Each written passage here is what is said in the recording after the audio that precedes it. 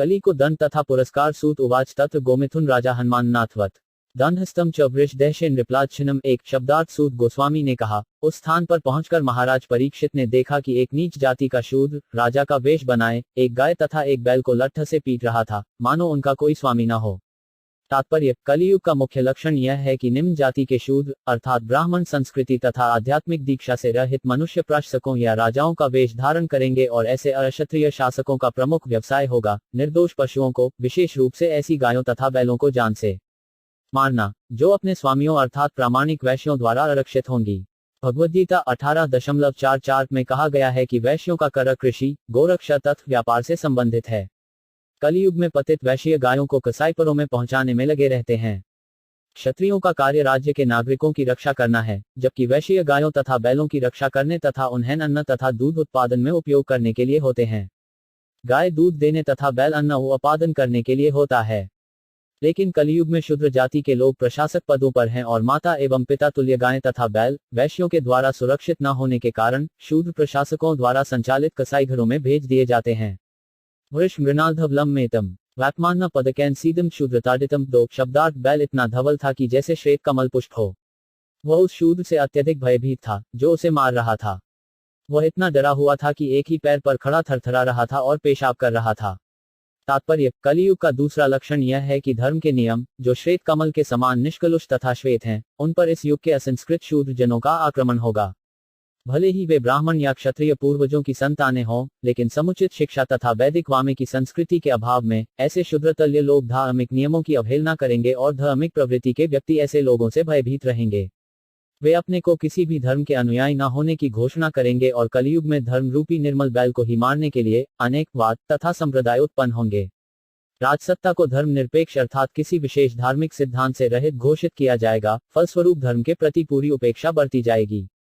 नागरिक मनमांत कर्म करने के लिए स्वतंत्र होंगे और वे साधु, शास्त्र तथा गुरु का सम्मान नहीं करेंगे। एक पांव पर खड़ा बैल इस बात का संकेत है कि धर्म के नियम क्रमशः विलुप्त हो रहे हैं। धार्मिक नियमों का आशिक अस्तित्व भी अनेक अवरोधों से संशयपूर्ण रहेगा, मानो वह किसी समय लड़खा गिरने वाला है।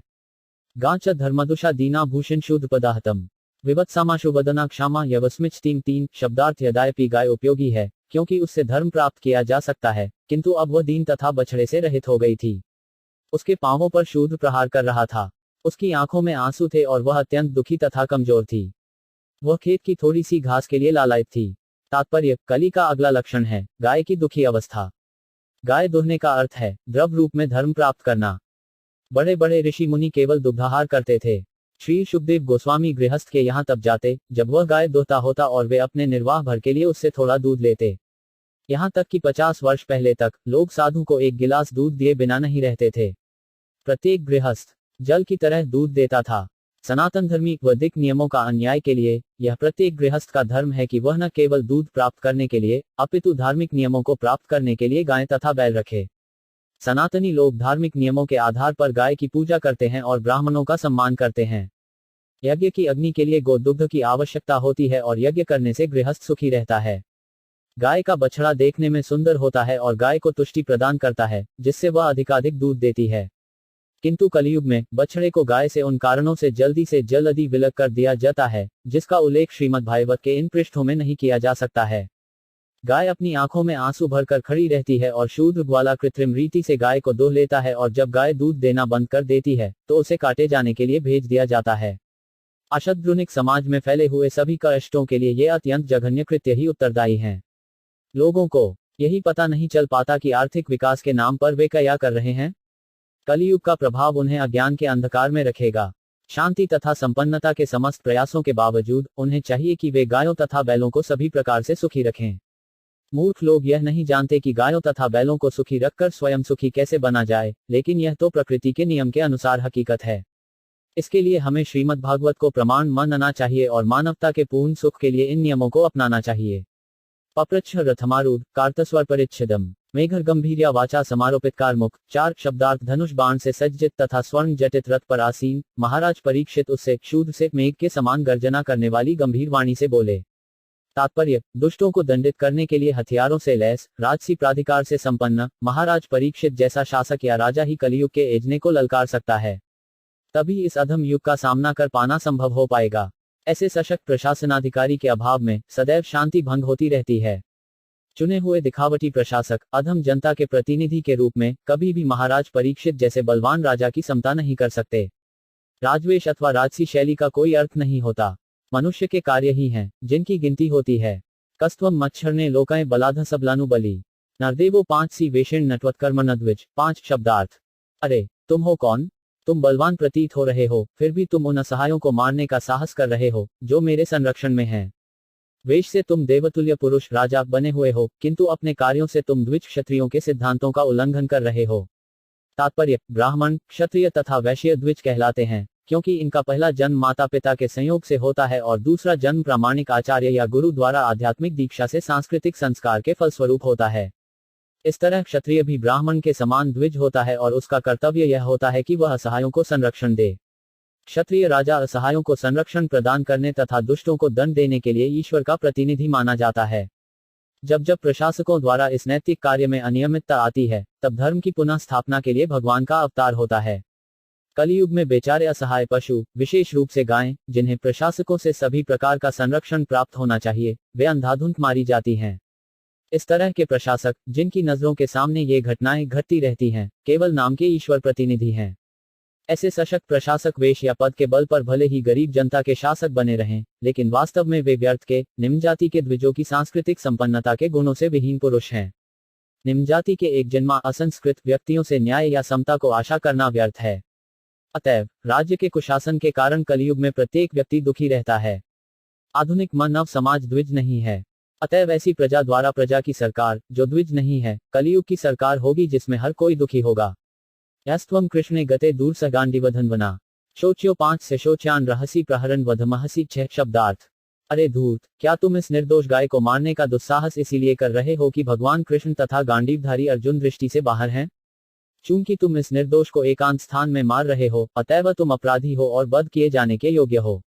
तात्पर्य, जिस सभ्यता में ईश्वर को देश निकाला दे दिया गया हो और जहां अर्जुन जैसा भक्त योद्धा न हो, वहां कलियुग के संगी इस कानून विहीन राज्य का लाभ उठाकर एकांत कसाईकरों में गाय जैसे निर्दोष पशुओं का वध करने की व्यवस्था करते हैं।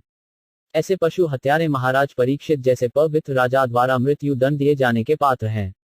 जो अपराधी एकांत स्थान में पशु का वध करता है, वह पवित्र राजा द्वारा उसी तरह मृत्यु दंड पाने का भागी होता है, जिस तरह एकांत में अबोध बालक का वध करने वाला हत्यारा। त्वं वा मृणाल्ध्व पार्दयन्यून पदाचरण ऋषुपेण की कश्चित देवो न परिखेदयन 7 शब्दार्थ। तब उन्होंने, महाराज परीक्षित ने बैल से पूछा, अरे तुम कौन हो? तुम श्वेत कमल जैसे धवल बैल हो या कोई देवता हो? तुम अपने 3 पैर खो चुके हो और केवल एक पैर पर चल रहे हो। क्या तुम बैल के रूप में कोई देवता हो जो हमें इस तरह क्लेश पहुंचा रहे हो? तात्पर्य, कम से कम महाराज परीक्षित के समय तक कोई गाय तथा बैल की दुर्दशा की कल्पना नहीं कर सकता था। अतएव ऐसा भयावह दृश्य देखकर महाराज परीक्षित आश्चर्यचकित थे। उन्होंने जानना चाहा कि वह बैल कहीं कोई देवता तो नहीं था, जिसने गाय तथा बैल के भविष्य को सूचित करने के लिए ऐसी दुर्दशा बना रखी हो। न जतु कौरवेंद्राना दौर्दन प्रभृते भूतले शब्दार्थ। कुरुवंश के राजाओं के बाहुबल से सुरक्षित राज्य में आज मैं पहली बार तुम्हें आंखों में आंसू भरे शोक करते हुए देख रहा हूं। आज तक किसी ने पृथ्वी तल पर राजा की उपेक्षा के कारण आंसू नहीं बहाए। तात्पर्य, मनुष्यों तथा पशुओं के प्राणों की रक्षा सरकार का सबसे पहला और महत्वपूर्ण कर्तव्य है। किसी भी सरकार को ऐसे नियमों में भेदभाव नहीं बरतना चाहिए। इस कलयुग में किसी शुद्ध हृदय वाले व्यक्ति के लिए राज्य द्वारा इस प्रकार की प्राणियों की सुनियोजित कला देखना भयावह है। महाराज परीक्षित बैल की आंखों में अश्रु देखकर शोकाकुल हो रहे थे और उन्हें यह देखकर आश्चर्य हो रहा था कि उनके उत्तम शासन में ऐसी अभूतपूर्व घटना घट रही है। जहां तक जीवन का संबंध है, मनुष्य तथा पशु समान रूप से संरक्षित थे। यही ईश्वर के राज्य की रीति है। मां सौरभयात शुचो गेतु ते वृषलादु भयम मां रोदिरम भद्रते खलाना मयि शास्त्री 9 शब्दार्थ है। सुरभि पुत्र, अब तुम और शोक न करो। तुम्हें इस अधम जाति के शूद्र से डरने की आवश्यकता नहीं है। तथा हे गो माता, जब तक मैं शासक या खलों के दमनकर्ता के रूप में हूं, तब तक तुम्हें रोने की आवश्यकता नहीं है। तुम्हारा सभी तरह से कल्याण होगा। तात्पर्य, बैलों, गायों तथा अन्य समस्त पशुओं की सुरक्षा तभी हो सकती है जब राज्य का शासन महाराज परीक्षित जैसे शासक द्वारा चलाया जाए। महाराज परीक्षित ने गाय को माता कहकर इसीलिए संबोधित किया क्योंकि वे सभ्य द्विज क्षत्रिय राजा थे। सुरभि उन गायों को कहते हैं जो वैकुंठ ग्रहों में रहती हैं और जिन्हें भगवान कृष्ण स्वयं चराते हैं। जिस प्रकार सारे मनुष्य भगवान के रूप आकार के अनुसार बनाए गए, उसी तरह सारी गायें वैकुंठ की सुरभि गायों जैसी बनाई गई हैं। भौतिक जगत में मानव समाज मनुष्य को सभी प्रकार का संरक्षण प्रदान करता है, किंतु सुरभि की उन संतानों को जो चमत्कारिक पे अर्थात दूध देकर मनुष्य को संरक्षण प्रदान करती हैं, उनको सुरक्षा प्रदान करने वाला कोई कानून नहीं है। लेकिन महाराज परीक्षित तथा सारे पांडव गाय तथा बैल की महत्ता से पूर्ण रूप से अवगत थे और वे गो हत्यारे को सभी प्रकार के दंड देने के लिए तैयार रहते थे, जिसमें मृत्यु दंड भी सम्मिलित था। कभी कभी गो रक्षा के लिए आंदोलन होते रहे हैं, किंतु धर्मात्मा शासकों तथा पर्याप्त कानूनों के अभाव में गाय तथा बैल को सुरक्षा प्रदान नहीं की जा सकी। मानव समाज को चाहिए कि गाय तथा बैल की महत्ता को समझे और महाराज परीक्षित की भांति इन्हें सभी प्रकार का संरक्षण प्रदान करे। गाय तथा ब्राह्मण संस्कृति की रक्षा करने पर भगवान अत्यंत प्रसन्न होंगे और हमें वास्तविक शांति प्रदान करेंगे, क्योंकि वे गाय तथा ब्राह्मणों के प्रति अत्यंत दयालु हैं। गो ब्राह्मण आठताय यस्थ राष्ट्र पर रजा सर्वास्त्रस्यते साध्य साधुभिः तस्य मत्तस्य नश्यन्ति कीर्तिरायुर्भगो गति 10 अश्राज्ञा परो धर्मो ह्यात्नामार्ति निग्रह अतैन वधिष्यामि भूतद्गरुहम सत्तमम 11 शब्दार्थ है साध्वी। यदि राजा के राज्य में भी सभी प्रकार के जीव त्रस्त रहें, तो राजा की ख्याति, उसकी आयु तथा उसका उत्तम पुनर्जन्म परलोक नष्ट हो जाते हैं। यह राजा का प्रधान कर्तव्य है कि जो पीड़ित हों, सर्वप्रथम उनके कष्टों का शमन किया जाए। अतएव मैं इस अत्यंत दुष्ट व्यक्ति को अवश्य मारूंगा, क्योंकि यह अन्य जीवों के प्रति हिंसक है। तात्पर्य: जब किसी गांव या नगर में जंगली पशु उत्पात मचाते हैं, तो पुलिस या दूसरे लोग उन्हें मारने की कार्यवाही करते हैं। इसी तरह सरकार का कर्तव्य है कि वह समस्त असामाजिक तत्वों को, यथा चोरों, डकैतों तथा हत्यारों को तुरंत मार डाले। वही दंड पशु बधिकों को भी दिया जाना चाहिए, क्योंकि पशु भी राज्य को प्रजा हैं। प्रजा का अर्थ है जिसने राज्य में जन्म लिया हो वह, और इसमें मनुष्य तथा पशु दोनों सम्मिलित हैं। जो भी जब वह राज्य में जन्म लेता है, उसका मूल अधिकार है कि वह राजा के संरक्षण में रहे। जंगल के पशु भी राजा की प्रजा हैं, अतएव उन्हें भी जीने का अधिकार है। तो भला गाय तथा बैल जैसे घरेलू पशुओं के विषय में क्या कहा जा सकता है? यदि कोई जीव किसी अन्य जीव को डराता है, तो वह अत्यंत दुष्ट है और राजा को चाहिए कि वह तुरंत ऐसे उत्पाती का वध कर दे। जिस प्रकार उत्पात मचाने वाले जंगली पशु को मार दिया जाता है, उसी तरह जो व्यक्ति जंगली पशुओं या अन्य पशुओं को वथा ही मारता या त्रस्त करता है, उसे तुरंत दंडित किया जाना चाहिए। ईश्वरी विधान के अनुसार सारे जीव, चाहे वे जिस स्वरूप के हों, भगवान की संतान हैं और किसी को अन्य पशु को मारने का कोई अधिकार नहीं है, जब तक ईश्वरी विधि संहिता उसकी आज्ञा न दे। बघ अपने जीवन निर्वाह के लिए छोटे छोटे पशुओं को मार सकता है, किंतु मनुष्य अपने निर्वाह के लिए किसी पशु को नहीं मार सकता। यह उस ईश्वर का विधान है जिन्होंने यह नियम बनाया है कि एक पशु 10 अरे को खाकर जीता है। इस तरह शाकाहारी भी अन्य जीवों को खाकर जीवित रहते हैं। अतएव नियम यह है कि ईश्वरी विधान में जो भी निश्चित है, उसी के अनुसार विशेष जीवों को खाकर ही जीव को जीवित रहना चाहिए। ईशोपनिषद का निर्देश है कि मनुष्य को भगवान के निर्देशानुसार रहना चाहिए, अपनी इच्छा के अनुसार नहीं।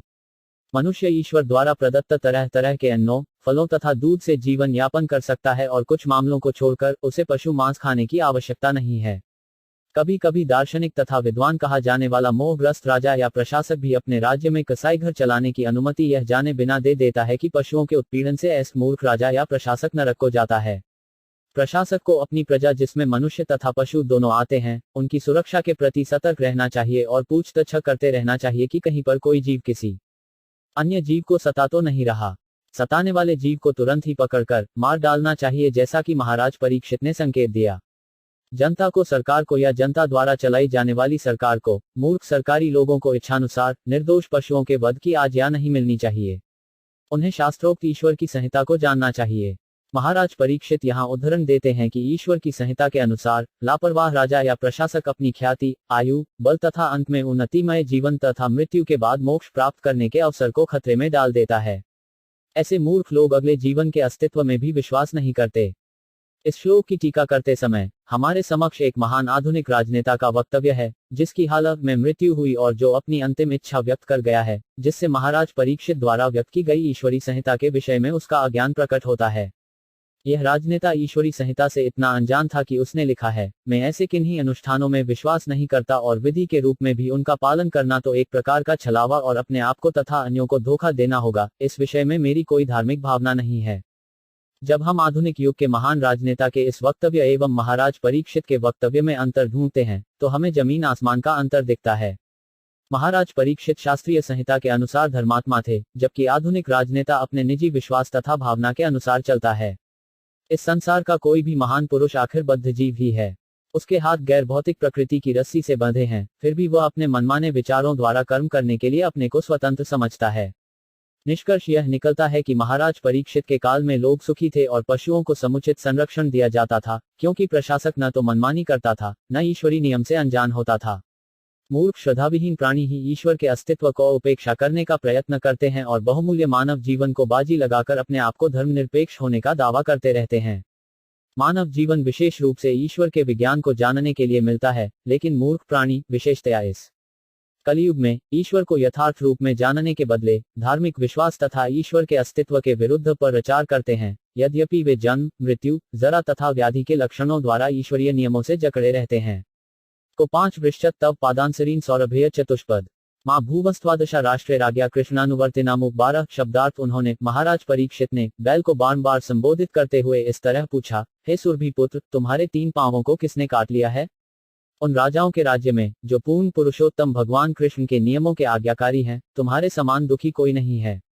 तात्पर्य, समस्त राज्यों के राजाओं या प्रशासकों को भगवान कृष्ण की संहिताएं, सामान्यतया भगवद गीता तथा श्रीमद्भागवत जाननी चाहिए और उन्हीं के अनुसार मनुष्य को जीवन के उद्देश्य की पूर्ति के लिए कर्म करना चाहिए, जिससे भौतिक जीवन के सारे कष्ट विनष्ट हो जाएं। जो मनुष्य भगवान कृष्ण की संहिताओं को जानता है, उसे यह गति बिना कष्ट के मिल सकती है। भगवद गीता में संक्षेप में हम ईश्वर की संहिताएं समझ सकते हैं और श्रीमद् भागवत में उनकी विस्तृत व्याख्या हुई है। जिस राज्य में कृष्ण के आदेशों का पालन किया जाता है, वहां कोई दुखी नहीं रहता। जहां ऐसा नहीं होता, वहां प्रथम लक्षण यह है कि धर्म के प्रतिनिधि के 3 पांव कट जाते हैं, फिर कष्टों की झड़ी लग जाती है।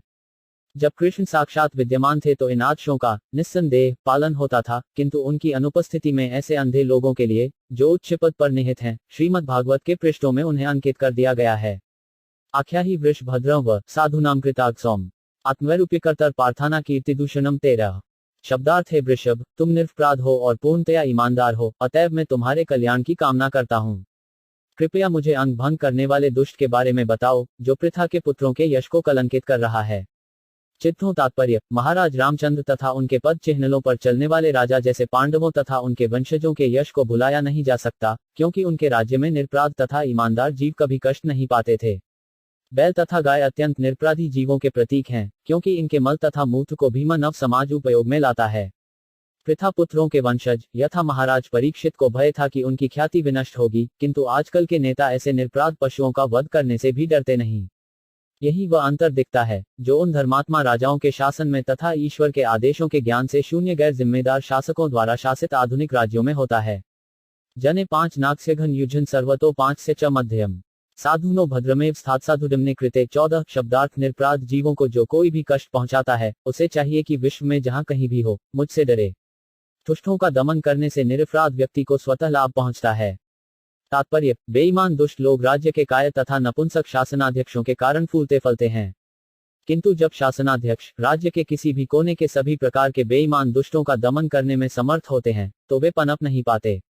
जब दुष्टों को दृष्टांत रूप से दंडित किया जाता है, तो समस्त भद्रता स्वतः ही उसके पीछे पीछे आती है।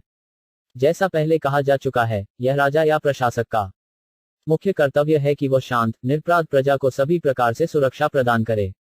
भगवान के भक्त स्वभाव से शांत तथा निरपराध होते हैं, अतएव यह राज्य का मूल कर्तव्य है कि वह हर एक को भगवत भक्त बनने में सहायता करे। इस तरह स्वतः ही सारे नागरिक शांत तथा निरपराध होंगे। तब प्रजा का एकमात्र कर्तव्य रह जाएगा बेईमान दुष्टों का दमन करना। इससे सारे मानव समाज में शांति तथा एकता आएगी। अनाग स्वीह भूतेषु य आग्स्कृ निर्कुश आहर्तास्मि भुजन साक्षाद्मृयस्यापि साधभद्म 15 शब्दार्थ, जो उद्दंड व्यक्ति निरपराधियों को सताकर अपराध करता है, वह मेरे द्वारा उखाड़ फेंका जाएगा, चाहे वह बाजूबंद तथा अन्य अलंकारों से युक्त स्वर्ग का निवासी ही क्यों न हो। तात्पर्य, स्वर्ग के निवासी अमर कहलाते हैं, क्योंकि उनकी आयु मनुष्यों की अपेक्षा काफी लंबी होती है। मनुष्य के लिए, जिसकी आयु अधिक से अधिक 100 वर्ष होती है, लाखों वर्ष की आयु निश्चय ही अमर लगेगी। उदाहरणार्थ, भगवद गीता से हमें पता चलता है कि ब्रह्मलोक का एक दिन 43,01,000 सौर वर्ष के तन्य है। इसी प्रकार स्वर्ग के अन्य ग्रहों का एक दिन इस ग्रह के 6 मास के तुल्य होता है और वहां के निवासियों की आयु वहां के 1 करोड़ वर्ष की होती है। अतः स्वर्ग लोकों में चूंकि मनुष्य की अपेक्षा उन निवासियों की आयु काफी बड़ी होती है, अतएव कल्पना के आधार पर वहां के निवासी अमर कहलाते हैं, यद्यपि भौतिक ब्रह्मांड के भीतर अमर कोई भी नहीं है। महाराज परीक्षित स्वर्ग के ऐसे निवासियों को भी ललकारते हैं यदि वे निरपराधों को कष्ट पहुंचाते हैं। इसका अर्थ यह हुआ कि राज्य के शासनाध्यक्ष को महाराज परीक्षित के समान सशक्त होना चाहिए, जिससे वह सबसे बलवान अपराधी को भी दंड दे सके। राज्य के शासनाध्यक्ष का यह सिद्धांत होना चाहिए कि जो ईश्वर के आदेशों की अवमानना करने वाला अपराधी है, उसे सदैव दंडित किया जाए। राज्यो ही परमो धर्मः स्वधर्मस्थानुपालनम। शासतज्ञान यथाशास्त्रम नापद्योत्पथाने। 16 शब्दार्थ। शासक का यह परम धर्म है कि कानून पालन करने वाले व्यक्तियों को सभी प्रकार से संरक्षण प्रदान करे और जो सामान्य दिनों में, जब आपातकाल नहीं रहता, शास्त्रों के अध्यादेशों से विपत हो जाते हैं, उन्हें दंड दे। तात्पर्य: शास्त्रों में आपद धर्म एक उल्लेख है, जिसका अर्थ होता है असामान्य घटनाओं के समय का कर्तव्य। कहा जाता है कि किसी असामान्य भयावह परिस्थिति में ऋषि विश्वामित्र को कुत्ते का मांस खाना पड़ा था। आपातकाल में मनुष्य को किसी भी पशु का मांस खाने की छूट दी जा सकती है, लेकिन इसका अर्थ यह भी तो नहीं है कि मांस खाने वालों के लिए नियमित कसाई घर चलाया जाए और राज्य द्वारा इस प्रणाली को प्रोत्साहन दिया जाए। केवल स्वाद के लिए सामान्य समय में किसी को भी मांस खाकर जीवित रहने का प्रयास नहीं करना चाहिए। यदि कोई ऐसा करता है, तो राजा या प्रशासक को चाहिए कि इस अशिष्ट भोग के लिए उसे दंडित करे।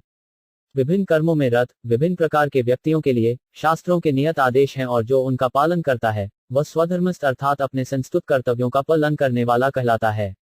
भगवद गीता 18.48 में उपदेश दिया गया है कि मनुष्य को चाहिए कि अपने नियत कर्मों स्वधर्म को न छोड़े, भले ही वे सर्वथा त्रुटिहीन न हों। ऐसे स्वधर्म का आपातकाल में उल्लंघन किया जा सकता है, यदि परिस्थितियां उसे विवश करें, लेकिन सामान्य दिनों में उसका उल्लंघन नहीं किया जाना चाहिए। शासनाध्यक्ष को चाहिए कि वह देखे कि ऐसा स्वधर्म, चाहे जैसी भी परिस्थिति हो, उसके पालन करने वालों द्वारा बदला न जाए और उसे चाहिए कि स्वधर्म पालक को सभी प्रकार का संरक्षण प्रदान करे। उल्लंघन करने वाले को शास्त्रों के अनुसार दंड देना चाहिए और राजा का धर्म है कि वह देखे कि प्रत्येक व्यक्ति शास्त्रों में नियत स्वधर्म का कड़ाई से पालन करता है। धर्म उवाच एतद्व पांडव्याना युक्तमाता भयम वाच येषां गुणगणे कृष्णो दौत्यादो भगवान कृत। 17 शब्दार्थ। धर्म ने कहा, अभी आपने जो शब्द कहे हैं, वे पांडववंशीय व्यक्ति के लिए सर्वथा उपयुक्त हैं। पांडवों के भक्तिपूर्ण गुणों से मोहित होकर ही भगवान कृष्ण ने दूत का कर्तव्य निभाया। तात्पर्य: महाराज परीक्षित द्वारा जो आश्वासन तथा वचन दिए गए, वे उनकी वास्तविक शक्ति की अतिरंजना करने वाले न थे। महाराज ने कहा था कि धर्म का उल्लंघन करने वाले, यदि स्वर्ग के निवासी हों, तो भी वे उनके कठोर शासन से बच नहीं सकते। जे मिथ्या ही गर्वित नहीं थे, क्योंकि भगवत भक्त भगवान के ही समान और कभी कभी उनकी कृपा से उनसे भी बढ़कर शक्तिशाली होता है। और यदि भक्त कोई वचन देता है, तो भले ही सामान्य रूप से उसका पूरा होना कठिन लगे, लेकिन भगवान की कृपा से वह ठीक से पूरा हो जाता है। पांडवों ने अपनी अनन्य भक्ति तथा भगवान के प्रति पूर्ण शरणागति द्वारा भगवान का सास्थी बनना या कभी कभी पत्रवाहक बनना संभव हो पाया। भक्तों के लिए भगवान द्वारा किए गए ऐसे कार्य उन्हें अत्यंत भाते हैं, क्योंकि भगवान उन अनन्य भक्तों की सेवा करना चाहते हैं, जिनके पास भगवान की प्रेम पूर्ण सेवा करने के अतिरिक्त अन्य कोई कार्य नहीं होता। भगवान के विख्यात सखा सेवक अर्जुन के पौन महाराज परीक्षित अपने पितामह की ही भांति शुद्ध भक्त थे।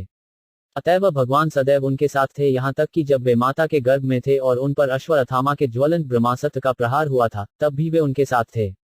भक्त सदैव भगवान के संरक्षण में रहता है, अतएव महाराज परीक्षित द्वारा दिया गया संरक्षण का आश्वासन निरर्थक नहीं हो सकता था।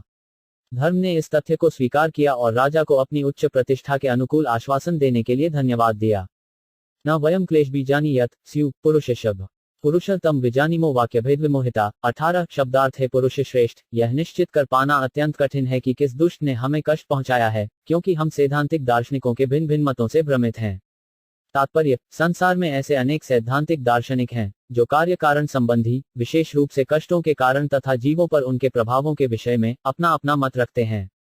सामान्यतया 6 महान दार्शनिक हैं: वैशेषिक दर्शन के लेखक कणाद, तर्कशास्त्र के लेखक गौतम, योग के लेखक जैमिनी पतंजलि, सांख्य दर्शन के लेखक कपिल, कर्म मीमांसा के लेखक जैमिनी तथा वेदांत दर्शन के लेखक व्यासदेव।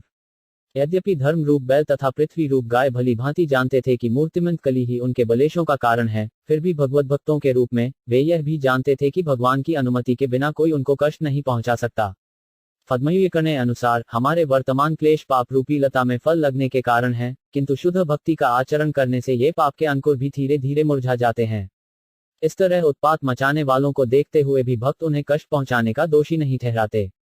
वे मान लेते हैं कि उत्पाती व्यक्ति किसी अप्रत्यक्ष कारण से ऐसा कर रहा है, अतएव वे कष्टों को ईश्वर द्वारा मात्र कम करके दिए गए समझकर सहन करते हैं, अन्यथा उनके क्लेश और भी भारी होते। महाराज परीक्षित चाहते थे कि प्रत्यक्ष उत्पीड़क के विरुद्ध आरोप प्राप्त हो ले, किंतु उन्होंने उपर्युक्त आधार पर ऐसा करने से इनकार कर दिया। फिर भी मनोधर्मी दार्शनिक भगवान की स्वीकृति को मान्यता नहीं देते, वे अपने खुद के ढंग से क्लेशों का कारण ढूंढने का प्रयत्न करते हैं, जैसा कि अगले श्लोकों में बताया जाएगा। श्री जीव गोस्वामी के अनुसार ऐसे मनोधर्मी स्वयं भ्रमित रहते हैं, अतएव वे यह नहीं जान पाते कि समस्त कारणों के अंतिम कारण परमेश्वर ही हैं। कैचित विकल्पस्न आहुरात्मान मात्मन दैवम्य 5 परे कर्म स्वभावम परे प्रभुम 19 शब्दार्थ सभी प्रकार के द्वैत से इनकार करने वाले कतिपय दार्शनिक यह घोषित करते हैं कि मनुष्य अपने सुख तथा दुख के लिए स्वयं ही उत्तरदायी हैं।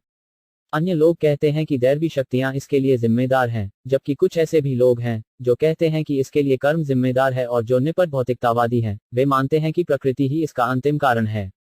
तात्पर्य, जैसा कि ऊपर कहा जा चुका है, जैमिनी तथा उनके अनुयायियों जैसे दार्शनिक स्थापित करते हैं कि सकाम कर्म ही सारे सुख तथा दुख का मूल कारण है, और यदि कोई श्रेष्ठ अधिकारी, कोई अतिमानवीय शक्तिशाली भगवान या देवता है, तो वे भी सकाम कर्म के प्रभाव के अधीन हैं, क्योंकि वे लोगों के कर्म के अनुसार ही फल देते हैं।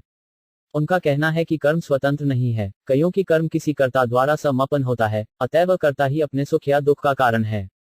भगवद गीता 6.5 में भी पुष्टि की गई है कि भौतिक राग से मुक्त मन के द्वारा मनुष्य संसार के कष्टों से अपना उद्धार कर सकता है।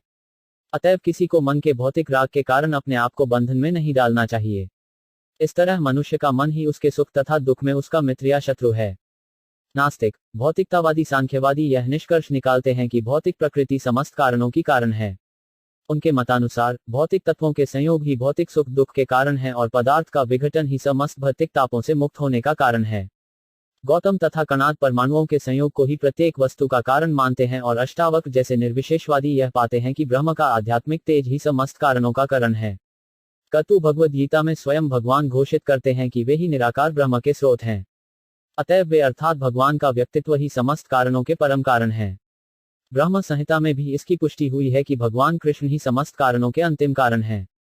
अप्रतर्क्याद निर्देशादिति केशवपी निश्चय अन्नानुरूप राजर्षि विमृश स्वमनीषया 20 शब्दार्थ कुछ ऐसे भी चिंतक हैं जिनका विश्वास है कि न तो तर्क द्वारा कष्ट का कारण निश्चित किया जा सकता है, न उसे कल्पना से जाना जा सकता है, न ही शब्दों द्वारा उसे व्यक्त किया जा सकता है। हे राजर्षि, आप अपनी बुद्धि से यह सब सोचकर अपने आप निर्णय करें। तात्पर्य, वैष्णवमतावलंबी अर्थात भगवत भक्तों का ऐसा विश्वास है, जैसा कि ऊपर कहा गया है, कि परमेश्वर की इच्छा के बिना कुछ भी घटित नहीं हो सकता।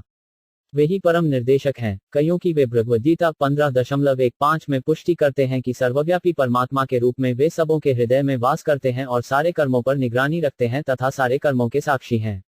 यहाँ पर नास्तिकों के इस तर्क का खंडन होता है कि जब तक किसी न्यायाधीश के समक्ष किसी का दुष्कर्म सिद्ध न हो ले, तब तक उसे दंडित नहीं किया जा सकता, क्योंकि हम निरंतर साथ रहने वाले साक्षी तथा जीव के नित्य सगी को स्वीकार करते हैं।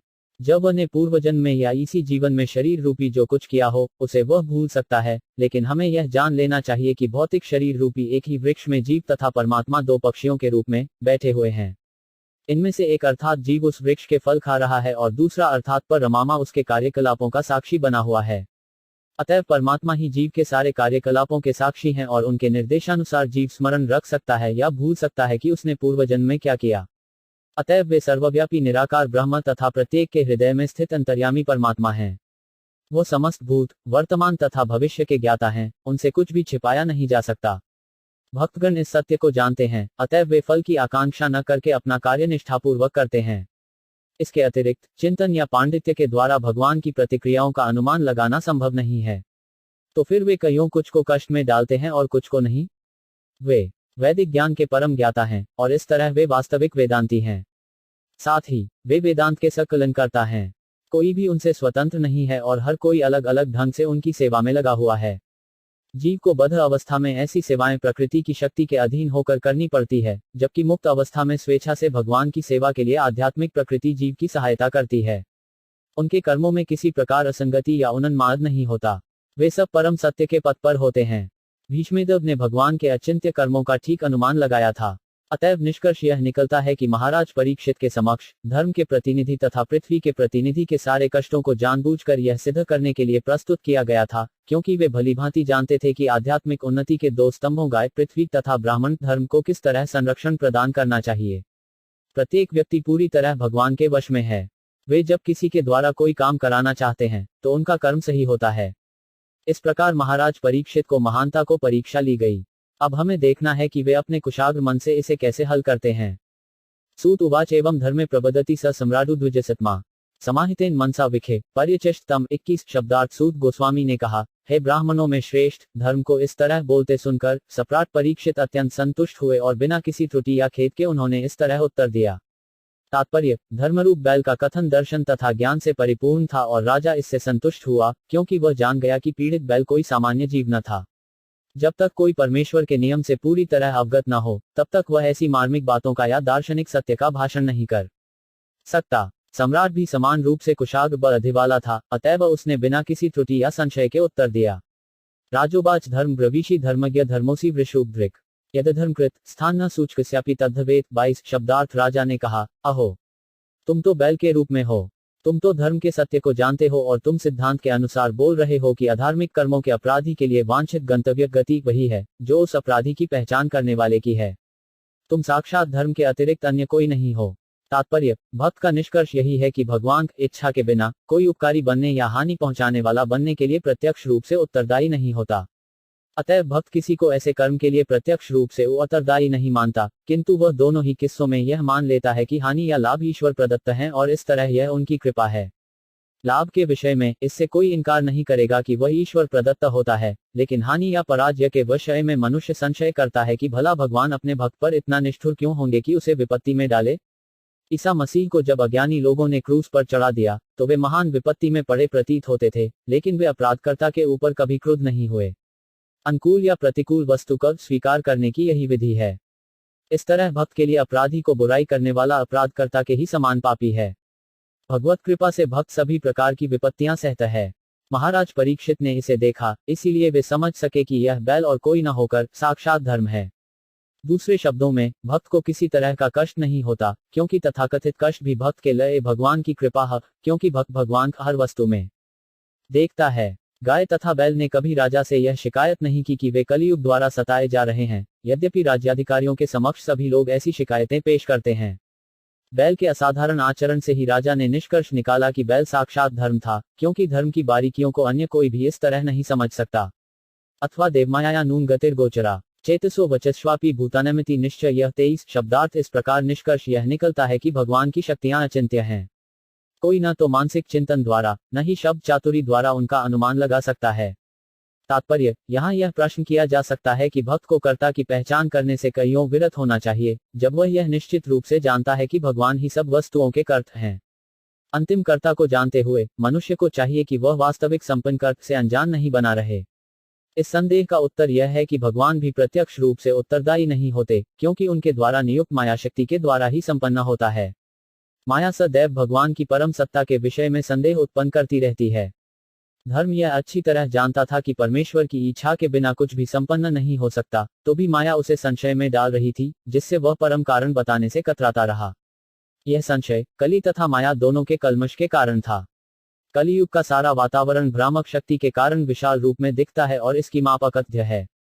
तप च दया सत्यमिति पादा कृते कृता अधर्माश सक्रियो भगना स्मृतस्तव। 24 शब्दार्थ, सत्ययुग में तुम्हारे चारों पैर तपस्या, पवित्रता, दया तथा सच्चाई के 4 नियमों द्वारा स्थापित थे, किंतु ऐसा प्रतीत होता है कि अहंकार, कामवासना तथा नशे के रूप में सर्वत्र व्याप्त अधर्म के कारण तुम्हारे 3 पांव टूट चुके हैं। तात्पर्य, भ्रामक शक्ति या भौतिक प्रकृति जीव पर उस अनुपात में अपना प्रभाव दिखाती है जिस अनुपात में जीव माया के भ्रामक आकर्षण का शिकार होता है। पतंगे प्रकाश की चमक से आकृष्ट होते हैं और इस तरह वे अग्नि के शिकार हो जाते हैं। इसी प्रकार ठगिनी शक्ति माया सदैव बद्ध जीवों को मोहित करके उन्हें मोह की अग्नि में झोंकती रहती है। वैदिक शास्त्र बद्ध जीवों को आगाह करते हैं कि वे इस भ्रम के शिकार न बने, अपितु इससे छुटकारा प्राप्त करें। वेद हमें आगाह करते हैं कि हम अज्ञान के अंधकार में न जाकर प्रकाश के पथ पर अग्रसर हों। भगवान स्वयं भी हमें आगाह करते हैं कि माया की ठगिनी शक्ति को जीतना अत्यंत दुष्कर है, किंतु पूरी तरह जो भगवान की शरण में चला जाता है वह सरलता से इसे जीत सकता है। लेकिन भगवान के चरण कमलों के आश्रय में जाना आसान नहीं है। ऐसी शरण तो तपस्या, पवित्रता, दया तथा सत्य से युक्त पुरुषों को ही मिल सकती है। उन्नत सभ्यता के ये चारों नियम सत्ययुग के उल्लेखनीय लक्षण थे।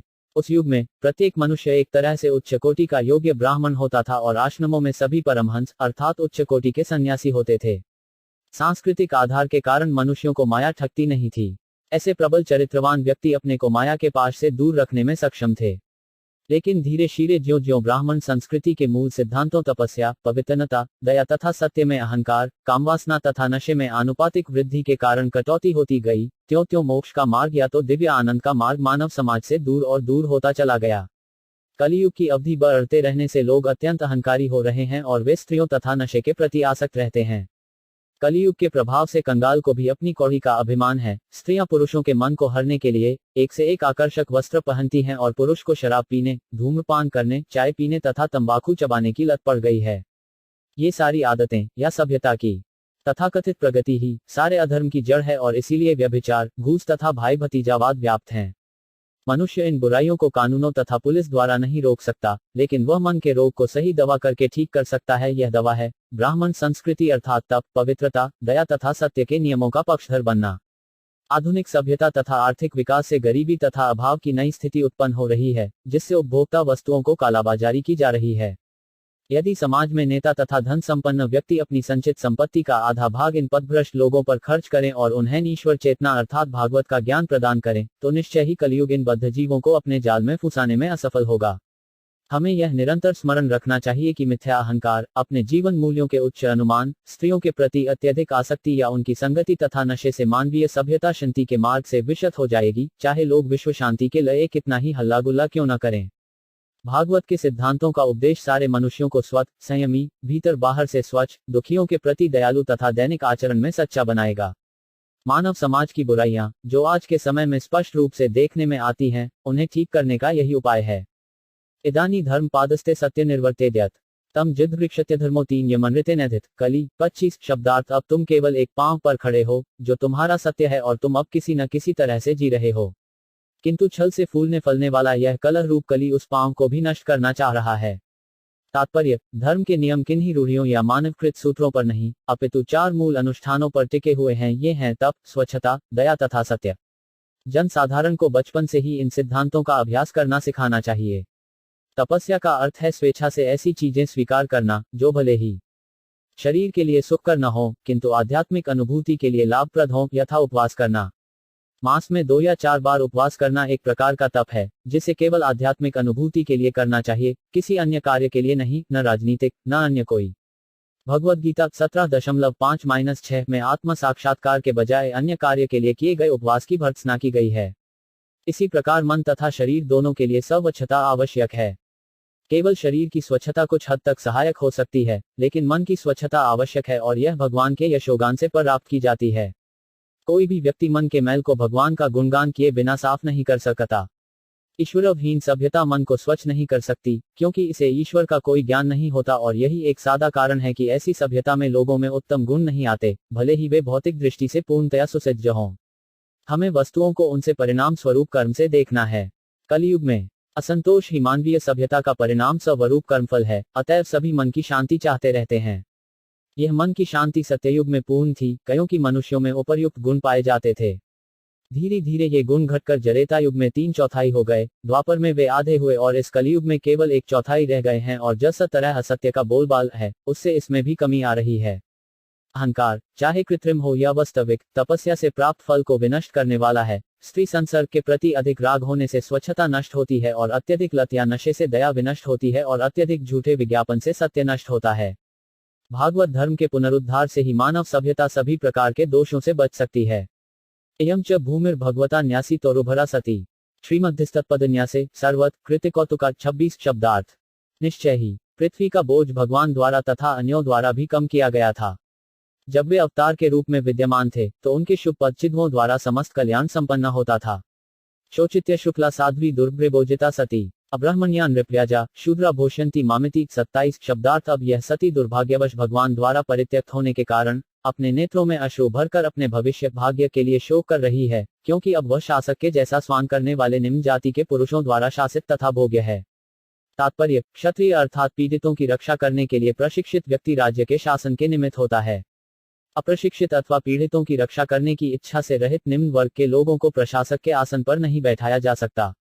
दुर्भाग्यवश कलियुग में निम्न वर्ग के लोग प्रशिक्षण के बिना ही जनमत वोटों के बल पर शासक का पद ग्रहण किए हुए हैं, और ऐसे लोग पीड़ितों की रक्षा करने के बजाय ऐसी स्थिति उत्पन्न करते हैं जो सबों के लिए असह्य होती है। ऐसे लोग जनता के सारे सुखों की परवाह न करके अपनी ही तृप्ति करते हैं और इस तरह सती धरती माता अपने पुत्रों की मनुष्य तथा पशुओं दोनों की दयनीय दशा दख का प्रलाप करती है। कलयुग में संसार का भविष्य ऐसा ही होगा और तब अधर्म का बोलबाला होगा। अधार्मिक प्रवृत्तियों का दमन करने के लिए उपयुक्त राजा न होने पर लोगों को श्रीमद् भागवत की शिक्षाओं से विदित व ज्ञात बनाकर अत्याचार, घूस, चोरबाजारी इत्यादि के मलिन वातावरण को निर्मल बनाया जा सकेगा। इति धर्म मही चैव सांत्वित्वा महारथ निशात्माद्य खड्ग कल्ये। शब्दार्थ इस प्रकार, एक साथ 1000 शत्रुओं से अकेले लड़ सकने वाले महाराज परीक्षित ने धर्म तथा पृथ्वी को सांत्वना दी। तब उन्होंने समस्त अधर्म के कारण साक्षात कली को मारने के लिए अपनी तेज तलवार निकाल ली। तात्पर्य, जैसा कि ऊपर कहा जा चुका है, साक्षात कली वह है जो जानबूझकर शामरों द्वारा वर्जित समस्त प्रकार के पाप कर्मों को करता है। यह कलियुग निश्चित रूप से कली के समस्त कार्यकलापों से भरा हुआ रहेगा, लेकिन इसका अर्थ यह नहीं है कि समाज के सारे नेता, प्रशासक, विद्वान तथा बुद्धिमान व्यक्ति या सबसे ऊपर भगवत भक्त हाथ पर हाथ धरे बैठे रहें और कलियुग के सारे कार्यों के प्रति निश्चेष्ट हो जाएं। वर्षा ऋतु में निश्चित रूप से प्रचुर वर्षा होती है, लेकिन इसका अर्थ यह नहीं है कि लोग वर्षा से बचने के लिए साधन न अपनाएं। राज्य के कार्यकारी अध्यक्षों का तथा अन्यों का कर्तव्य है कि वे कली के कार्यकलापों के विरुद्ध या कली द्वारा प्रभावित पुरुषों के विरुद्ध आवश्यक कार्यवाही करें। महाराज परीक्षित राज्य के आदर्श कार्यकारी अध्यक्ष हैं, क्योंकि वे अपनी तेज तलवार से कली को मारने के लिए तुरंत तैयार हो गए। प्रशासकों को चाहिए कि वे केवल भ्रष्टाचार विरोधी प्रस्ताव पारित न करें, अपितु उन्हें चाहिए कि भ्रष्टाचार फैलाने वाले पुरुषों को प्रमाणित शास्त्रों की दृष्टि से पैनी तलवार लेकर मारने के लिए उद्यत रहें। शराब की दुकानों को अनुमति देकर प्रशासक लोग भ्रष्टाचारी गतिविधियों को नहीं रोक सकते। उन्हें चाहिए कि मादक औषधियों तथा शराब की सारी दुकानें अविलंब बंद करा दें और जिन लोगों को नशे की लत हो, उन्हें मृत्युदंड तक देने से न हिचकें। कली के कार्यकलापों को बंद करने का यही उपाय है, जैसा कि यहाँ पर महारथी महाराज परीक्षित ने प्रदर्शित किया है। तम जिघांसुम्भिप्रेत्य विहाय नृप्लाच्छिनम तत्पादमूल शीर्षा समगादु भयवे। 29। शब्दार्थ, जब कली ने समझ लिया कि राजा उसको मार डालना चाह रहा है, तो उसने तुरंत राजा का वेश त्याग दिया और भयभीत होकर अपना सिर झुकाकर पूर्ण रूप से उनके समक्ष आत्मसमर्पण कर दिया। तात्पर्य, कली का राजवेश नकली था। राजा या क्षत्रिय के लिए राजवेश उपयुक्त होता है, किंतु जब निम्न जाति का मनुष्य राजा का बनावटी वेश धारण कर लेता है, तो महाराज परीक्षित जैसे प्रामाणिक क्षत्रिय को ललकार से उसकी असली पहचान प्रकट हो जाती है। असली क्षत्रिय कभी प्रतिहुद्वचार आत्मसमर्पण नहीं करता। वह अपने प्रतिद्वंद्वी क्षत्रिय की ललकार को स्वीकार करता है और या तो मरते दम तक लड़ता है या जीतता है। सच्चा क्षत्रिय आत्मसमर्पण करना तो जानता ही नहीं। कलियुग में न जाने कितने ऐसे छद्मवेश धारण करने वाले हैं जो प्रशासकों का स्वांग करते हैं, किंतु उनका भेद तब खुल जाता है जब असली क्षत्रिय उन्हें ललकारता है। अतएव जब छद्मवेशधारी कली ने देखा कि महाराज परीक्षित से युद्ध करना उसके बूते के बाहर है, तो उसने अधीनस्थ के समान अपना सिर झुका दिया और अपना राजवेश उतार दिया। पतितम पाद्यो वीर कृपया दीनवत्सल शरण्यो नावधिचुलोक्याह चेदम हसन। 30। शब्दार्थ, शरणागत के रक्षक तथा इतिहास में प्रशंसनीय महाराज परीक्षित ने उस दीन शरणागत तथा पतित कली को मारा नहीं, अपितु वे दयापूर्वक हंसने लगे, क्योंकि वे दीनवत्सल जो हैं। तात्पर्य, जब एक सामान्य क्षत्रिय भी शरणागत व्यक्ति को नहीं मारता, तो महाराज परीक्षित के लिए क्या कहा जाए, जो स्वभाव से दयालु तथा गरीबों पर सदय हैं। वे हंस रहे थे, कईयों की छद्मवेशधारी कली ने निम्न जाति के व्यक्ति के रूप में अपनी पहचान प्रकट कर दी थी और वे सोच रहे थे कि यह कितनी विडंबना है कि जिस पैनी तलवार से वे जिस किसी का वध कर देते थे, उससे यह दीन निम्न जाति वाला कली सामूहिक आत्मसमर्पण के कारण बचा जा रहा है। इसीलिए इतिहास में महाराज परीक्षित के यश तथा सदयता का गुणगान किया जाता है। वे सदय तथा कृपालु सम्राट थे और अपने शत्रु को भी शरण में लेने वाले थे। इस तरह दैवी इच्छा से कली बच गया। राजोवाच न ते गुडाकेशोधराना बद्धाजले में भयमस्ती की देत न वर्तित्व्यम भवता कथंजन क्षेत्रे मदीये त्वम धर्मबंधु। 31। शब्दार्थ, राजा ने इस प्रकार कहा, हम अर्जुन के यश के उत्तराधिकारी हैं और चूंकि तुम हाथ जोड़कर मेरी शरण में आए हो, अतएव तुम्हें अपने प्राणों का भय नहीं होना चाहिए। लेकिन तुम मेरे राज्य में रह नहीं सकते, क्योंकि तुम अधर्म के मित्र हो। तात्पर्य, सभी प्रकार के अधर्मों के मित्र कली को क्षमा किया जा सकता है यदि वह आत्मसमर्पण करता है, लेकिन उसे किसी भी दशा में उसे कल्याण राज्य के किसी भी कोने में नागरिक के रूप में रहने नहीं दिया जा सकता। पांचों पांडव भगवान कृष्ण के विश्वासपात्र प्रतिनिधि थे, जिनके कारण ही वास्तविक रूप से कुरुक्षेत्र का युद्ध अस्तित्व में आया, लेकिन यह उनके किसी निजी स्वार्थ के लिए नहीं था। वे चाहते थे कि संसार में महाराज युधिष्ठिर तथा उनके वंशज महाराज परीक्षित जैसे आदर्श राजा राज्य करें। अतएव महाराज परीक्षित जैसे उत्तरदायी राजा अपने राज्य में अधर्म के मित्र को पांडवों की कीर्ति का मूल्य चुकाकर फूलने फलने की अनुमति नहीं दे सकते थे। राज्य से भ्रष्टाचार उन्मूलन करने का यही एकमात्र उपाय है, अन्य कोई उपाय नहीं है। अधर्म के मित्रों को देश से निकाल दिया जाना चाहिए, इससे राज्य भ्रष्टाचार से बच सकेगा। वहाँ वर्तमान न नरदेव घवनु प्रवृत्तो 5 यमधर्मपूग लोभो नृत चौर्यम नार्यमन हो ज्येष्ठा च माया कलहश्च दंभ। 32 शब्दार्थ यदि कली रूपी अधर्म को नरदेवता अर्थात किसी कार्यकारी प्रशासक के रूप में कर्म करने दिया जाता है तो निश्चय ही लोभ, असत्य, डकैती, अशिष्टता, विश्वासघात, दुर्भाग्य, कपट, कलह तथा दंभ जैसे अधर्म का बोलबाला हो जाएगा। तात्पर्य, किसी भी मत के अनुयायीगण धर्म के सिद्धांतों जैसे व स्वच्छता, दया तथा सत्य का पालन कर सकते हैं, जैसा कि हम पहले कह चुके हैं। इसके लिए हिंदू, मुसलमान या ईसाई या अन्य कोई मतावलंबी बनने की आवश्यकता नहीं है, जिससे कि स्वधर्म त्यागी बनकर धर्म के सिद्धांतों का पालन न करना पड़े। भागवत धर्म के सिद्धांतों का पालन करने के लिए कहता है। धर्म के सिद्धांत न तो रूढ़ियां हैं, न ही किसी मत के नियामक सिद्धांत हैं। ऐसे नियामक सिद्धांत संबंधित देश तथा काल के अनुसार भिन्न भिन्न हो सकते हैं। मनुष्य का इतना ही देखना है कि धर्म का उद्देश्य पूरा होता है या नहीं। वास्तविक सिद्धांतों तक पहुंचे बिना रूढ़ियों तथा सूत्रों में चिपके रहना ठीक नहीं है। धर्मनिरपेक्ष राज्य किसी भी विशेष मत के प्रति निष्पक्ष रह सकता है, किंतु राज्य उपर्युक्त धर्म के सिद्धांतों के प्रति उदासीन नहीं रह सकता। लेकिन कलयुग में राजसत्ता के कार्यकारी अध्यक्ष ऐसे धार्मिक सिद्धांतों के प्रति उदासीन होंगे, अतएव उनके संरक्षण में धार्मिक सिद्धांतों के विरोधी यथा लालच, असत्य, छल तथा चोरी स्वाभाविक रूप से पनपेंगे और ऐसे में राज्य में भ्रष्टाचार रोकने के लिए विज्ञापनबाजी के हो हल्ले का कोई अर्थ नहीं होगा।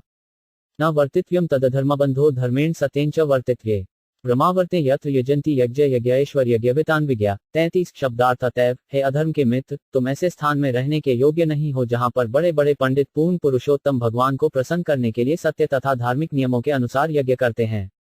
तात्पर्य, यज्ञेश्वर या पूर्ण पुरुषोत्तम भगवान समस्त प्रकार के याज्ञिक अनुष्ठानों के भोक्ता हैं। ऐसे यज्ञ अनुष्ठान विभिन्न युगों के लिए शास्त्रों में भिन्न भिन्न रूप से बताए गए हैं। दूसरे शब्दों में, यज्ञ का अर्थ है भगवान की श्रेष्ठता का स्वीकार करना और इसके लिए ऐसे कर्म करना जिनसे भगवान सभी प्रकार से संतुष्ट हों। नास्तिक लोग ईश्वर के अस्तित्व में विश्वास नहीं करते और वे भगवान को प्रसन्न करने के लिए कोई यज्ञ नहीं करते। कोई भी स्थान या देश जहां भगवान की श्रेष्ठता स्वीकार की जाए तथा यज्ञ संपन्न होता हो, वह ब्रह्मावर्त कहलाता है। विश्व के विभिन्न भागों में भिन्न भिन्न देश हैं और इनमें से प्रत्येक देश में परमेश्वर को प्रसन्न करने के लिए विभिन्न प्रकार के यज्ञ हो सकते हैं, लेकिन उन्हें प्रसन्न करने का मुख्य उद्देश्य भागवत में दिया गया है और यह है सत्य। धर्म का मूल सिद्धांत सत्य है और सभी धर्मों का चरम लक्ष्य भगवान को प्रसन्न करना है। इस कलयुग में यज्ञ का सबसे महान सामान्य सूत्र सद्भार्तन यज्ञ है। यह मत उन पंडितों का है जो यज्ञ विधि का प्रचार करना जानते हैं। भगवान चैतन्य ने यज्ञ की इस विधि का प्रचार किया और इस श्लोक से यह जाना जा सकता है कि संकीर्तन यज्ञ को कहीं भी कली को भगाने के लिए तथा मानव समाज को कली के प्रभाव का शिकार बनने से बचाने के लिए संपन्न किया जा सकता है। यस्मिन् हरिभगवानिज्यमान इज्यात्ममूर्ति अचता शमतनोति कामान मोघान स्थिरजडभाना मंत्र बहिर्वायुरिवेश आत्मा। 34 शब्दार्थ। समस्त यज्ञोत्सवों में यद्यपि कभी कभी कोई देवता की पूजा की जाती है, लेकिन पूर्ण पुरुषोत्तम भगवान को इसलिए पूजा जाता है क्योंकि वे प्रत्येक के अंतरात्मा हैं और वायु के समान भीतर तथा बाहर विद्यमान रहते हैं। इस तरह केवल वे ही हैं जो पूजा करने वाले का समग्र कल्याण करते हैं। तात्पर्य, कभी कभी देखा जाता है कि इंद्र तथा चंद्र जैसे देवताओं की भी पूजा की जाती है और उन्हें यज्ञ फल प्रदान किए जाते हैं, फिर भी ऐसे समस्त यज्ञों का फल पूजा करने वालों को परमेश्वर द्वारा ही प्रदान किया जाता है और केवल भगवान ही पूजा करने वाले का ऐसा कल्याण कर सकते हैं। यद्यपि देवताओं की पूजा की जाती है, किंतु वह भगवान की अनुमति के बिना कुछ भी नहीं कर सकते, क्योंकि भगवान चर तथा अचर सबों के परमात्मा हैं। भगवद गीता 9.23 में भगवान ने स्वयं इसकी पुष्टि इस प्रकार की है, ये 5 अन्य देवता भक्ता यजन्ते श्रद्धान्विता तेठपि मायेव कौन्तेय यजन्ते विधिपूर्वकम। हे कुंती पुत्र, मनुष्य अन्य देवों को जो भी अर्पित करता है वह वास्तव में मेरे निमित्त ही होता है, किंतु यह यथार्थ को समझे बिना अर्पित किया जाता है। तथ्य यह है कि परमेश्वर अद्वितीय है, भगवान के अतिरिक्त अन्य कोई ईश्वर नहीं है। इस प्रकार भगवान इस भौतिक सृष्टि से सदैव परे रहते हैं। लेकिन ऐसे बहुत से लोग हैं जो सूर्य, चंद्र तथा इंद्र जैसे देवताओं की पूजा करते हैं, किंतु ये तो परमेश्वर के भौतिक प्रतिनिधि मात्र हैं। ये तो परमेश्वर का अप्रत्यक्ष गुणात्मक प्रतिनिधित्व करते हैं, किंतु एक विद्वान या भक्त जानता है कि कौन क्या है। अतः वह सीधे परमेश्वर की पूजा करता है और गुणात्मक भौतिक प्रतिनिधियों के कारण इधर उधर चित्त नहीं भटकने देता। जो इतने बुद्धिमान नहीं हैं, वे इन गुणात्मक भौतिक प्रतिनिधियों को पूजते हैं, लेकिन उनकी पूजा अनियमित होने के कारण नियम के विपरीत है। सूत उवाच परीक्षितमादिष्ट स कलिपजात्वे पथु तमुद्यतासिमायदम धनपाणिमिबोध्यतम। 35 शब्दार्थ। श्री सूत गोस्वामी ने कहा, इस प्रकार महाराज परीक्षित द्वारा आदेश दिए जाने पर कली भय के मारे थरथराने लगा। राजा को अपने समक्ष यमराज के समान मारने के लिए उद्यत देखकर कली ने राजा से इस प्रकार कहा, तात्पर्य, राजा कली को तुरंत मारने के लिए तैयार थे, यदि वह उनकी आज्ञा का पालन न करता, अन्यथा राजा को उसको जीवन दान देने में कोई आपत्ति न थी। कली ने भी विभिन्न प्रकार से दंड से बचने का उपाय लगाकर अंत में निश्चय किया कि अब वह राजा की शरण में जाए, अतः वह जीवन के भय से कांपने लगा। राजा या शासक को इतना प्रबल होना चाहिए कि वह कली जैसे व्यक्ति के समक्ष काल पुरुष यमराज की भांति खड़ा रह सके। राजा के आदेश का पालन होना चाहिए, अन्यथा अपराधी का जीवन संकट में रहता है। इसी विधि से राज्य के नागरिकों के सामान्य जीवन में उत्पात करने वाले कली पुरुषों के ऊपर शासन जमाया जाता है। कलिरुवाच यत्र कन्वात वत्स्यामि सार्वभौम तवाज्ञया लक्ष्य तत्र तत्रापि त्वामयतेषु शासनम 36। शब्दार्थ है, राजा, मैं आपकी आज्ञा से चाहे जहां कहीं भी रहूं और जहां कहीं भी देखूं, वहां केवल आपको ही धनुष बाण लिए देखूंगा। तात्पर्य, कली देख रहा था कि महाराज परीक्षित सारे विश्व के सम्राट थे, अतएव वह चाहे जहां कहीं भी रहेगा, उसे राजा उसी मुद्रा में दिखेंगे। कली उपद्रव के निमित्त था और महाराज परीक्षित कली जैसे उपद्रवकारियों के दमन हेतु थे। अतएव कली के लिए तो यही श्रेयस्कर था कि राजा उसे अन्यत्र न मारकर वहीं मार डालते। अब तो वह राजा के समक्ष शरणागत के रूप में था और अब जो कुछ करना था वह राजा के हाथों में था। तन्मे धर्मभूता श्रेष्ठ स्थान निर्देप महसी यत्रेव नियतों वत्स्य आतिष्ठन्स्तेनुशासनम 37। शब्दार्थ अतएव है, धर्मरक्षकों में श्रेष्ठ, कृपा करके मेरे लिए कोई स्थान निश्चित कर दें जहां मैं आपके शासन के संरक्षण में स्थायी रूप से रह सकें। तात्पर्य, कली ने महाराज परीक्षित को धर्मरक्षकों में श्रेष्ठ कहकर संबोधित किया, क्योंकि राजा उस व्यक्ति को मारने से रुक गए जिसने उनकी शरण ग्रहण कर ली थी। किसी शरणागत जीव को समस्त सुरक्षा प्रदान की जानी चाहिए, भले ही वह शत्रु क्यों न हो। यही धर्म का नियम है। अतएव हम कल्पना कर सकते हैं कि भगवान अपने शरणागत व्यक्ति को किस तरह का संरक्षण प्रदान करते होंगे, जो उनकी शरण में शत्रु रूप में नहीं, बल्कि सेवक के रूप में आया हो। भगवान शरणागत की समस्त पापों तथा पापकर्मों के फलों से रक्षा करते हैं। भगवद्गीता 18.66। सूत उवाच अभ्यर्थित सदा तस्मै स्थानानि कलिये ददौ स्त्री यशुना यत्राधर्म चतुर्विद 38। शब्दार्थ, सूत गोस्वामी ने कहा, कलियुग द्वारा इस प्रकार याचना किए जाने पर महाराज परीक्षित ने उसे ऐसे स्थानों में रहने की अनुमति दे दी जहां जुआ खेलना, शराब पीना, वेश्यावृत्ति तथा पशुवध होते हों। तात्पर्य, अधर्म के मूल लक्षण यथा अहंकार, वेश्यावृत्ति, मादक द्रव्य सेवन तथा असत्य भाषण धर्म के 4 सिद्धांतों तपस्या, स्वच्छता, दया तथा सत्य के विपरीतार्थी हैं। कली को जिन 4 स्थानों में रहने के लिए राजा ने विशेष रूप से अनुमति दी, वे हैं द्यूत क्रीड़ा का स्थान, वेश्यालय, मदिरालय तथा कसाई घर। श्री जीव गोस्वामी निर्देश देते हैं कि शास्त्रों के सिद्धांतों विरुद्ध मद्यपान यथा स्वत्रोमणि यज्ञ, बिना विवाह के स्त्रियों की संगति तथा शास्त्रों के आदेश के विरुद्ध पशुवध, ये अधार्मिक कृत्य हैं। वेदों में प्रवृत्ति अर्थात जो भौतिक भोग में लगे हैं तथा निवृत्तों अर्थात जो भवबंधन से मुक्त हैं, उनके लिए 2 भिन्न भिन्न प्रकार के आदेश हैं। प्रवृत्तों के लिए वैदिक आदेश यह है कि वे धीरे धीरे अपने कर्मों को मोक्ष मार्ग की ओर नियमित करें। अतएव जो लोग निपट अज्ञानी हैं और सुरा, सुंदरी तथा मांस के आदि हैं, उन्हें सोत्राननी यज्ञ करके सुरापान करने, विवाह करके स्त्री का संसर्ग करने तथा यज्ञों द्वारा मांस खाने की कभी कभी अनुमति प्रदान की जाती है। वैदिक साहित्य की ऐसी संस्तुतियां एक वर्ग विशेष के लिए हैं, सर्वसाधारण के लिए नहीं। लेकिन चूंकि ये विशिष्ट व्यक्तियों के लिए वैदिक आदेश हैं, अतएव प्रवृत्तों द्वारा किए जाने वाले ऐसे कार्य अधर्म नहीं माने जाते। किसी एक का भोजन दूसरे के लिए विष हो सकता है, इसी तरह जो तमोगुणियों के लिए संस्तुत है, सतोगुणियों के लिए विष बन सकता है। अतएव श्री जीव गोस्वामी प्रभु पुष्टि करते हैं कि किसी वर्ग विशेष के लोगों के लिए शास्त्रों को संस्तुतियों को कभी अधर्म नहीं मानना चाहिए। लेकिन वस्तुतः ऐसे कार्य अधर्म हैं और उन्हें कभी प्रोत्साहन नहीं देना चाहिए। शास्त्रों की संस्तुतियां ऐसे अधर्म को बढ़ावा देने के लिए नहीं हैं, अपितु क्रमशः अधर्म को धर्म के पथ की ओर अग्रसर कराने के निमित्त हैं। महाराज परीक्षित के पद चिन्हों का अनुसरण करते हुए राज्यों के समस्त कार्यकारी प्रमुखों का यह कर्तव्य है कि वे अपने राज्यों में धर्म के सिद्धांतों तप, स्वच्छता, दया तथा सत्य की स्थापना करें और सभी प्रकार से अधर्म को, अहंकार, अवैध स्त्री संसर्ग या वेश्यावृत्ति, मादक द्रव्य सेवन तथा असत्य को रोकें। और अच्छा तो यही होगा कि कली को दूध, सुरापान, वेश्यावृत्ति तथा पशु वध होने वाले स्थानों में भेज दिया जाए, यदि ऐसे स्थान विद्यमान हों। जो लोग इन अधार्मिक आदतों से ग्रस्त हैं, उन्हें शास्त्रों के आदेशों से सुपथ पर लाया जाए।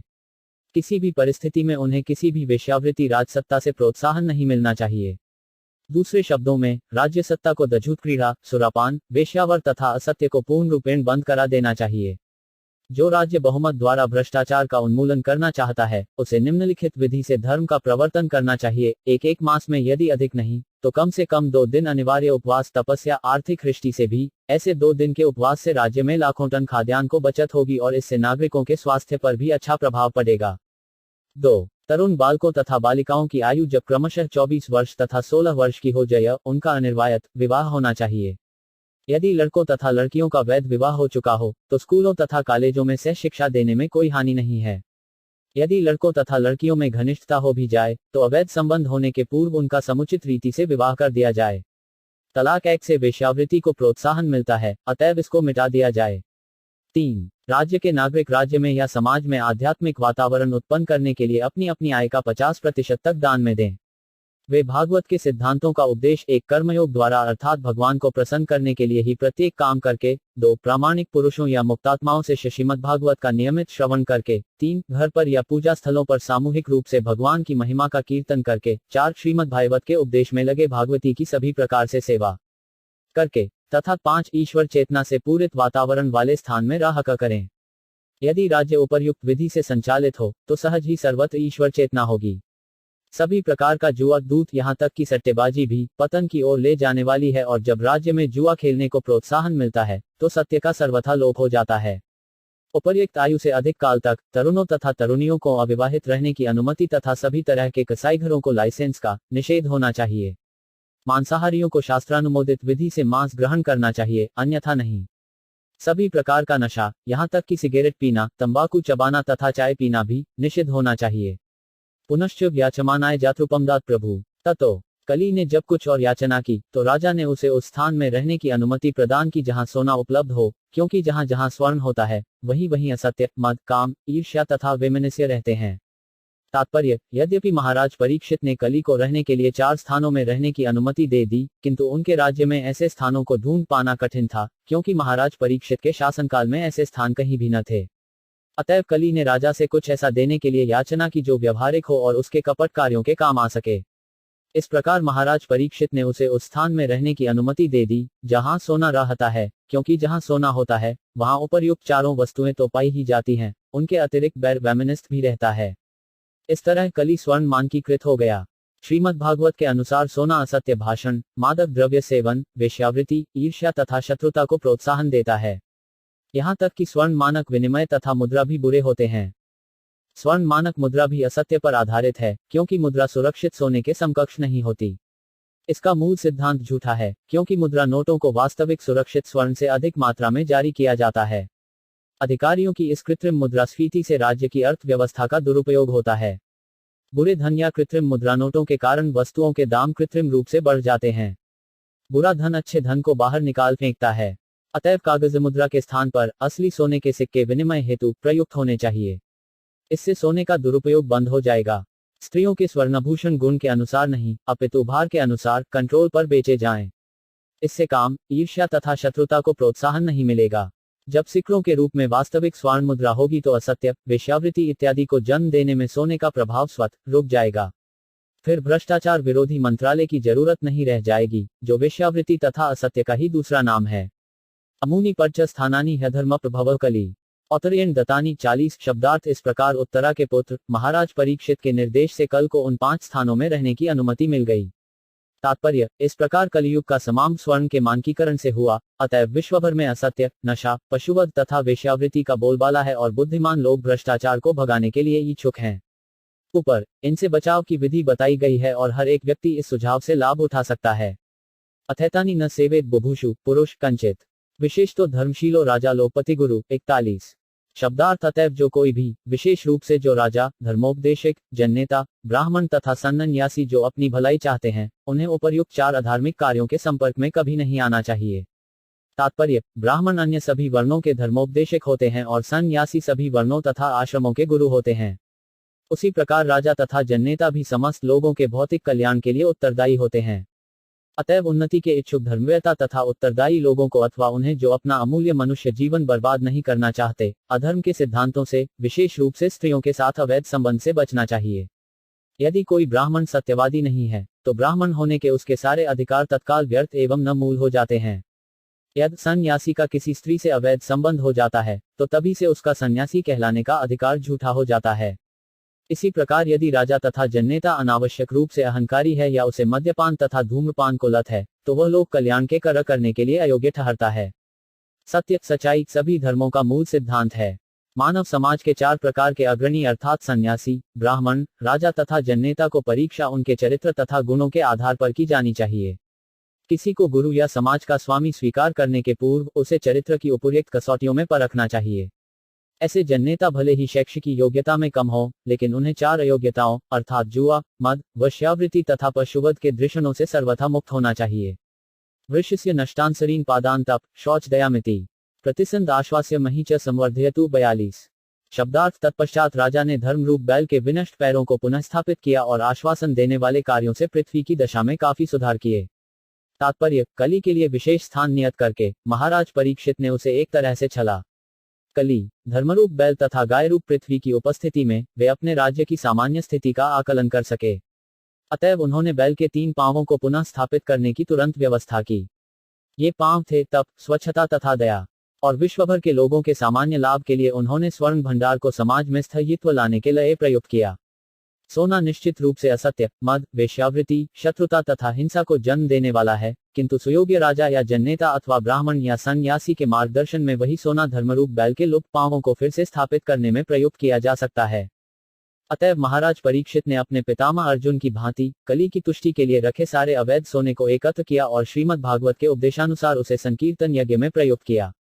जैसा कि हमने पहले सुझाव दिया है, संचित धन के वितरण के लिए इसके 3 भाग करने चाहिए। 50% भगवान की सेवा के लिए, 35% परिवारजनों के लिए तथा 25% निजी आवश्यकताओं के लिए।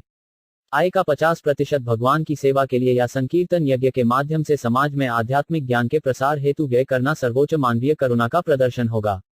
सामान्यतया विश्व के लोग आध्यात्मिक ज्ञान के विषय में, विशेष रूप से भगवत भक्ति के विषय में, अंधकार में रहते हैं। अतएव भक्तिमय सेवा के क्रमबद्ध दिव्य ज्ञान का प्रसार करना सबसे बड़ी दया है, जो विश्व के प्रति प्रदर्शित की जा सकती है। जब प्रत्येक व्यक्ति को अपने संचित सोने का 50% हिस्सा भगवान को सेवा में अर्पित करने के लिए शिक्षा दी जाएगी, तो निश्चय ही तप, स्वच्छता तथा दया स्वतः पीछे पीछे आएंगे और इस तरह धर्म के खोए हुए तीनों पांव स्वतः स्थापित हो जाएंगे। जब पर्याप्त तप, स्वच्छता, दया तथा सत्य होगा तो पृथ्वी माता पुनर्तः तुष्ट होंगी और कली को मानव कोई समाज के ढांचे में घुसपैठ करने का कोई अवसर प्राप्त नहीं हो सकेगा। स क्षेत्र मध्यास्त आसन पार्थिवोचितम पितामहिनोपन्यस्तम राज्ञारण्यम विविक्षता 43 आस्ते 5 धुना स राजर्षि कौरवेंद्र श्रेयोलसिन गजाहे महाभागश चक्रवर्ती बृहच्छुवा 44 शब्दार्थ वे ही सर्वाधिक भाग्यशाली सम्राट महाराज परीक्षित, जिन्हें महाराज युधिष्ठिर ने वन जाते समय हस्तिनापुर का राज्य सौंपा था, अब कुरुवंशी राजाओं के कार्यों से ख्याति प्राप्त करके अत्यंत सफलतापूर्वक संसार पर शासन कर रहे हैं। तात्पर्य, नैमिषारण्य के ऋषियों ने महाराज परीक्षित की मृत्यु के कुछ समय बाद ही दीर्घकालीन यज्ञोत्सव प्रारंभ किया था। इस यज्ञ को 1000 वर्ष तक चलना था और ऐसा ज्ञात होता है कि प्रारंभ में भगवान कृष्ण के बड़े भाई बलदेव के कुछ समकालीन व्यक्ति यज्ञ स्थल पर गए थे।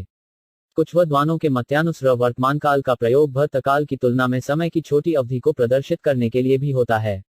उसी अर्थ में यहाँ पर महाराज परीक्षित के शासन के लिए वर्तमान काल का प्रयोग हुआ है। सतत तथ्य के लिए भी वर्तमान काल का प्रयोग किया जा सकता है। महाराज परीक्षित के सिद्धांतों को अब भी लागू किया जा सकता है और यदि अधिकारियों में संकल्प हो तो मानव समाज को अब भी सुधारा जा सकता है। अब भी यदि हम महाराज परीक्षित की भांति कार्यवाही करने में दृढ़ हो लें तो कली द्वारा प्रचारित समस्त अनैतिक कार्यकलापों को समाज से हटा सकते हैं। यद्यपि उन्होंने कली के लिए कुछ स्थान निश्चित कर दिए थे, किंतु कली को संसार भर में ऐसे स्थान नहीं मिल पाए, क्योंकि महाराज परीक्षित इतने सावधान थे कि जुआ खेलने, मद्यपान करने, वैश्यावृत्ति तथा पशुवध के लिए कोई स्थान ही न रहे। आधुनिक प्रशासक राज्य से भ्रष्टाचार समाप्त करना चाहते हैं, लेकिन वे निपट मूर्ख होने के कारण यह भी नहीं जानते कि इसे कैसे किया जाए। वे जुआ खेलने के अड्डे, मदिरा तथा अन्य नशीली औषधियों के लिए स्थान, वेश्यालय, होटल की वेश्यावृत्ति तथा सिनेमा घर खोलने तथा हर काम में झूठ के लिए लाइसेंस देते हैं और साथ ही राज्य से भ्रष्टाचार भगाना चाहते हैं। वे ईश्वर चेतना के बिना ईश्वर का राज्य चाहते हैं। भला दो विरोधी बातें एक साथ कैसे संभव हो सकती हैं? यदि हम राज्य से भ्रष्टाचार दूर करना चाहते हैं तो हमें सर्वप्रथम समाज को इस तरह संगठित करना होगा कि वह धार्मिक सिद्धांतों को, तप, स्वच्छता, दया तथा सत्य को ग्रहण करे और हमें परिस्थिति को अनुकूल बनाने के लिए जुआ, शराब, वेश्या तथा असत्य के सारे स्थानों को बंद कर देना पड़ेगा। ये कुछ व्यवहारिक शिक्षाएं हैं जो हमें श्रीमद् भागवत से प्राप्त होती हैं। इत्थभूतानुभावो 5 यम्भिम्युसुतो नृप यस्य पालत क्षौणी यूयम सत्राय दीक्षिता 45 शब्दार्थ। अभिमन्यु पुत्र महाराज परीक्षित इतने अनुभवी हैं कि उनके पटु शासन तथा संरक्षकत्व के बल पर तुम सब इस प्रकार का यज्ञ संपन्न कर रहे हो। तात्पर्य, ब्राह्मण तथा समाज के आध् या अमिक उन्नयन में अत्यंत दक्ष होते हैं, जबकि क्षत्रिय या प्रशासक मानव समाज में भौतिक शांति तथा संपन्नता लाने में दक्ष होते हैं। दोनों ही सुख के स्तंभ समान हैं, अतएव वे जन कल्याण में पूर्ण सहयोग के निमित्त होते हैं। महाराज परीक्षित कली को अपने कार्यक्षेत्र से भगाने में अत्यंत अनुभवी थे, जिससे राज्य में आध्यात्मिक प्रबुद्धता के लिए स्थान मिल सका। यदि सामान्य लोग ग्रहणशील न हो, तो आध्यात्मिक प्रबुद्धता की आवश्यकता पर बल दे पाना कठिन होता है। तप, स्वच्छता, दया तथा सत्य ये धर्म के मूल सिद्धांत हैं। इनसे आध्यात्मिक ज्ञान को ग्रहण करने की भूमिका तैयार होती है और महाराज परीक्षित ने इसके लिए अनुकूल परिस्थिति बना ली थी। इस तरह नैमिषारण्य के ऋषि 1000 वर्षों का यज्ञ करने में सक्षम बने। दूसरे शब्दों में, राज्य की सहायता के बिना दर्शन का कोई मत या धर्म निरंतर प्रगति नहीं कर सकता। सभी के लिए कल्याणकारी इस अच्छे कार्य के लिए ब्राह्मणों तथा क्षत्रियों के बीच पूरा सहयोग होना चाहिए। महाराज अशोक के समय तक भी यह भावना बनी रही। राजा अशोक ने भगवान बुद्ध को पर्याप्त समर्थन प्रदान किया, जिससे उनका संप्रदाय सारे विश्व में फैल गया। इस प्रकार श्रीमद्भागवत के प्रथम स्कंध के अंतर्गत कली की दंड तथा पुरस्कार नामक 17वें अध्याय के भक्ति वेदांत तात्पर्य पूर्ण हुए।